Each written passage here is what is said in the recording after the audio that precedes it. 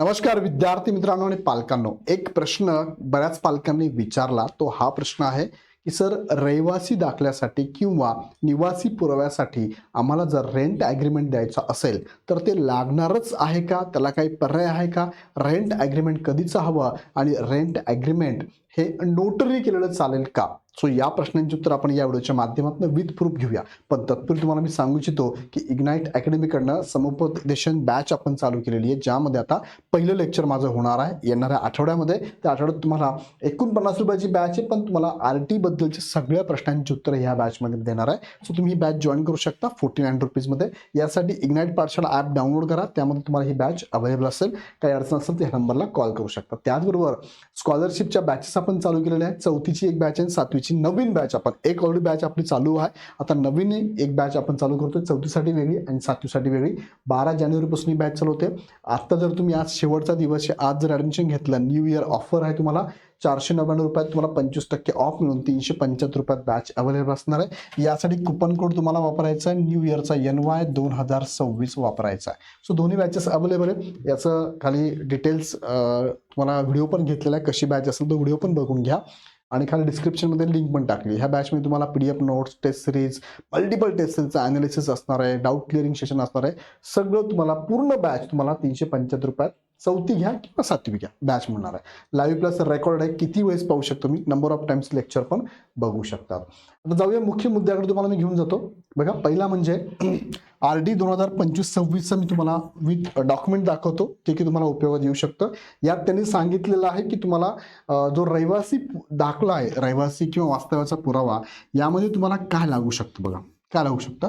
बघा ऑप्शन, पर्याय काय काय आहेत बघा तुमच्याकडे. पर्याय काय, एक तर रेशनिंग कार्ड एक पर्याय आहे, ड्रायव्हिंग लायसन्स एक पर्याय आहे, तिसरं वीज बिल किंवा टेलिफोन बिल पर्याय आहे, चौथं तुम्हाला पाणीपट्टीचा एक आहे, पाचवा प्रॉपर्टी टॅक्स देयक हे पर्याय आहे, सहावा घरपट्टी आहे, सातवा राष्ट्रीयकृत बँकेचे पासबुक, राष्ट्रीय बँक पाहिजे ते चालेल, आठवं तुमचं आधार कार्ड चालेल, नववं तुमचं मतदान कार्ड चालेल, 10वं तुमचं पासपोर्ट चालेल. या 10 पैकी कोणताही एक असेल तर चालेल तुम्हाला, ज्याच्यावरती तुमच्या घराचा ॲड्रेस असणं गरजेचं आहे. ज्या ॲड्रेसवरून तुम्हाला दाखवायचा आहे किंवा जो ॲड्रेस शाळेपासून जवळ आहे, 1 किलोमीटरच्या आत आहे, असा ॲड्रेस यापैकी एका डॉक्युमेंटवर असेल.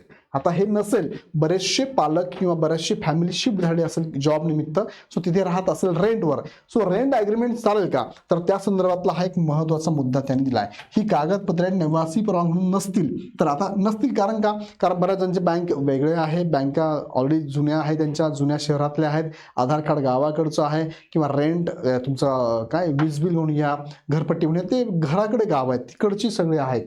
सो लायसन्स पण तिकडचं गावाकडे आहे. सो बऱ्याच जणांकडे हा इश्यू येईल, रेशनिंग कार्ड पण तिकडचं आहे. हा इश्यू येऊ शकतो की सर ह्या डॉक्युमेंटवरती आमचा हा ॲड्रेस नाही आहे, पण हे डॉक्युमेंट ॲड्रेससाठीच लागतं ना. मग याला ऑप्शन त्यांनी काय दिला, ही कागदपत्रे निवासी परवानगी नसतील तर भाडे तत्वावर राहणाऱ्या पालकांकरिता भाडे करार हा दुय्यम निबंधक कार्यालयाचा म्हणजे सब रजिस्ट्रारचा, तुमच्याकडे काय पाहिजे, सब रजिस्ट्रार जे ऑफिस आहे त्या सब रजिस्ट्रारला नोंद केलेला असा भाडे करार ॲग्रीमेंट असावा, रेंट ॲग्रीमेंट तुमच्याकडे असावा. साधं नोटरीवरती चालणार नाही, साधं 100 रुपयाच्या बॉन्ड पेपरवर चालणार नाही. हा रजिस्टर केला असावा, म्हणजे सरकारकडं जेव्हा तुम्ही हा करार करताना सरकारकडे याची पावती, याची रक्कम तुम्ही भरतात फी म्हणून, ते तुमच्याकडे असावं लागेल. सब रजिस्ट्रारचं दुय्यम निबंधक यांच्या सहीनिशी कार्याचा नोंदणीकृत असावा लागेल. मग तुम्ही तुमच्या मालकाशी बोलून घ्या. जो काय खर्च आहे, कदाचित मालक म्हणून मी खर्च नाही करणार, तुला करावं लागेल, ठीक आहे. तुमचे 7-8 लाख रुपये जर त्याच्यामुळे वाचत असेल तर तो करार तुम्ही लगेच करून घ्या. मालकाला म्हणावं, जाऊ दे काय 100, 200, 2000, 3000 माझे जातील, पण मला तो करून दे. मग करून घ्या. 11 महिन्याचा असावा, तो 11 महिन्याचा असावा. त्यात त्यांनी सांगितलंय भाडे करार फॉर्म भरण्याच्या दिनांकाच्या पूर्वीचा असावा. आता फॉर्म जो सुटणार आहे, फॉर एक्झाम्पल असं म्हणूया आपण की फॉर्म सुटले, सपोज 15 जानेवारीला फॉर्म सुटले, 15 जानेवारीपासून सपोज 15 फेब्रुवारीपर्यंत तुम्हाला काय करायचं, फॉर्म भरायचे. मग तुमचा जो रेंट ॲग्रीमेंट असेल तो कधीच असावा, तर फॉर्म भरण्याच्या दिनांकापूर्वीचा, म्हणजे 15 जानेवारीला जर फॉर्म सुटणार असेल तर याच्या पूर्वीचा तुमच्याकडे असणं गरजेचं आहे. म्हणजे आत्ताच तुम्ही ती काय ॲडजस्टमेंट करून घ्या, म्हणजे डॉक्युमेंट तयार करून ठेवा, नाही तर मग फॉर्म सुटल्यावरती नाही चालणार, तो प्रवास चालणार, याच्यापैकीच लागेल, मग अडचण येऊ शकते. सो भाडे करार तुम्ही करून घ्या. आणि तो भाडे करार जो आहे ना, तो 11 महिन्यांचा असावा. हा जो आहे ना 11 महिन्यांचा तुम्ही करायचा आहे. आता तुमच्या मालकाशी बोलून घ्या, जनरली 11 महिन्याचा करतातच सगळे. सो तुमचा भाडे मालक ऐकत नसेल त्याला समजून सांगा सगळ्या गोष्टी आणि करून घ्या. हवं तो खर्च तुम्ही करा. त्यापेक्षा जास्त कालावधी असलेला असावा हा निवासी पुरावा म्हणून ग्राह्य धरण्यात येईल. बाकी कोणताही ग्राह्य धरण्यात येणार नाही, लक्षात घ्या. हाच ग्राह्य धरण्यात येणार आहे. जर तुम्हाला वाटतं की सर आमचा मालक ऐकतच नाही, नाहीच होणार सर, ते अवघड आहे, प्रकरणच अवघड आहे असं असेल तर मग यापैकी एक तुम्ही तयारीत राहा. बदल करा, चेंज करा. आता इलेक्शन चालू आहे बघा, सगळ्या याच्यात चेंजेस पण होऊ शकतात. सो त्या चेंजेसमध्ये म्हणजे त्या डॉक्युमेंटमध्ये बदल करून घ्या, जेणेकरून तुमचा ॲड्रेस इथे शो झाला पाहिजे.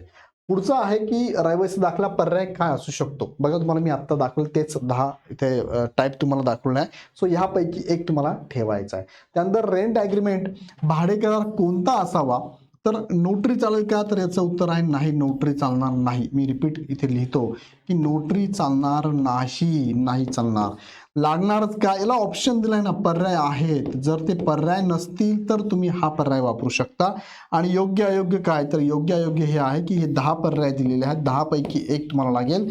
जर हे नसेल तर मग तुम्ही रेंट ॲग्रीमेंट बनवून घ्या आणि रेंट ॲग्रीमेंट तुम्हाला योग्यच राहणार आहे, यात काही प्रॉब्लेम नाही आहे. दुय्यम निबंधकांना केलेला असावा आणि 11 महिन्याचा असावा, हा एकच अट त्या रेंट ॲग्रीमेंटसाठी आहे. अशा पद्धतीने रेंट ॲग्रीमेंट जर ऑप्शन असेल तर बनवून घ्या, याचा उपयोग तुम्हाला भविष्यात होणार आहे. आणि या संदर्भातल्या गायडन्सची बॅच पण आपण लॉन्च केली आहे, 49 रुपयाची फक्त, ज्यामध्ये तुम्हाला कदाचित निवड झाली तर 7-8 लाख रुपये तुमचे वाचू शकतात. सो या बॅचचं लेक्चर, पहिलं लेक्चर पुढच्या आठवड्यात आपण घेणार आहोत. आणि काही अडचण असेल तर ह्या नंबरला तुम्ही कॉल पण करू शकता. अदरवाईज आमच्या बॅचेस आहेत, ह्या बॅचेस तुम्ही इग्नाइट पाठशाला हे ॲप डाउनलोड करून परचेस करू शकता. अजून काही शंका असेल कमेंट बॉक्समध्ये टाका, त्याच्यावरती निश्चितच मी पुढचा व्हिडिओ घेईल. आणि पुढचे व्हिडिओ बघण्यासाठी काय करा, चॅनल सबस्क्राईब करून बेल आयकॉन क्लिक करा. पुन्हा व्हिडिओ आपण नेक्स्ट व्हिडिओमध्ये. धन्यवाद.